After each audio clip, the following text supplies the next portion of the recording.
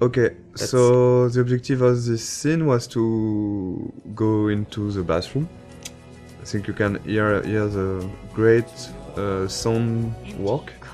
Sebastian, the audio lead, has worked a lot on this kind of effects. When you take out your earplug, you can hear more the ambience. And this kind of art is done by our main concept artist.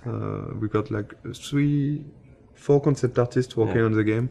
With Edouard, who has made a lot of artwork. He was the one concept artist. So basically in the beginning we do a lot of documentation, like we do a lot of research. From all those pictures we can find on the internet, every room, every character needs to tell you a story, who they are, what they do. And just for following the scene, even for the mood, when it's still the rhythm of the game. So we wanted this scene in the bathroom to have a really cold and harsher and more contrasty lighting, to be different from the soft and warm lighting from the art class before. I think this scene, there was here one of the mistakes we have done with the game. For example, when Max is tearing apart the Polaroid. In fact, I don't know if you have tried to tear apart a Polaroid, but it's quite impossible. Yeah, you can. We tried it. You can't do it. It's too strong. It's plastic, and it's impossible to tear it like she does. But of course, there is a lot of symbolic behind this, and so we decided to keep it, even if it's non-realistic. Maybe it's a bad Polaroid quality, and we can do it. So you can see the butterfly coming in from the window. Of course, there's a lot of symbol behind this.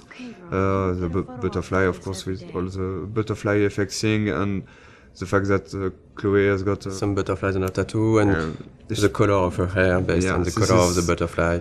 Really something we wanted to hear. The blue butterfly is really, really important, and of course at the end of the game it's much more important. One of the fans' favorite, and of course a character we really love, Chloe.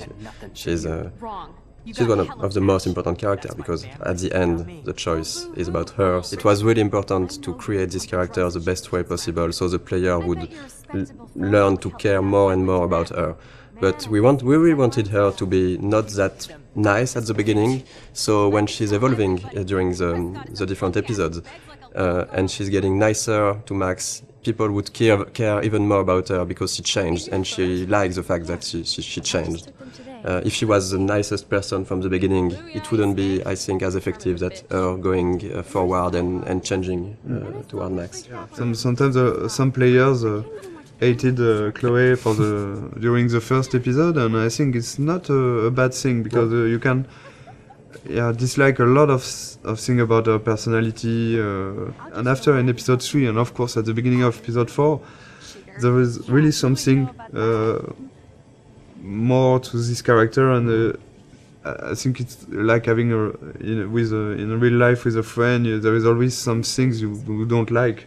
The relation between Max and Chloe talk about that, and I think it's really interesting to see how the player will learn to like more and more Chloe. And I think it was one of the biggest challenge of the writing process, because we have 5 episodes, we have a limited amount of time, and we need to find the good beats and the good pacing to make those characters evolve. It's a really intimate story, and it's mostly just centered on just emotional moments. All of the major choices that you make in the game are emotional. The heart of it is the relationship between Max and Chloe. It gets really dark and things get really hard for Chloe and really emotional.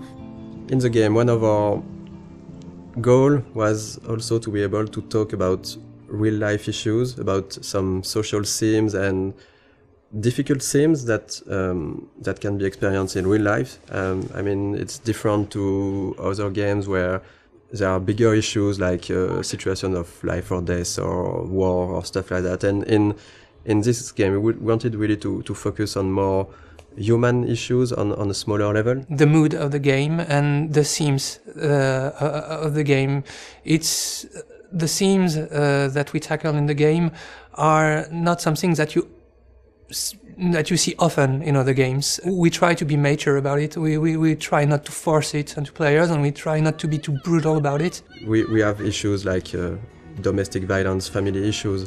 So talk about drugs, alcoholism, And depression. employment, It's really part of a reality, and I think it was really important for us to not avoid that. And I think it's a great video game is also a great media to talk about that, because as a player you will be involved maybe more than just looking at a movie or reading a book. You will be really part and actor of this experience. We were not sure that Square Enix, the publisher, would approve all the themes, the intense scenes we have, and how we deal with them. And really early in the discussions, we were relieved to see that they didn't want to change anything. They just wanted to make sure that we deal properly with the scenes or themes, and this is exactly what were our intentions. So. It's again a key scene for episode 1. It's the first time you see Nathan and Chloe. First scene with the character is really, really important. We got a lot of information to give to the player. And we needed to show that Nathan was quite a troubled child, a teenager, I mean. So this is him talking to himself at the beginning. We had to fine-tune and to find the good words to use. Then we see Chloe for the first time. We have to show what's her character, so she's direct and a bit pushy to Nathan. We need still to understand what's happening. So they're talking about money, about drugs. We had to find the right hints to give to explain things. So we don't want to lose the player.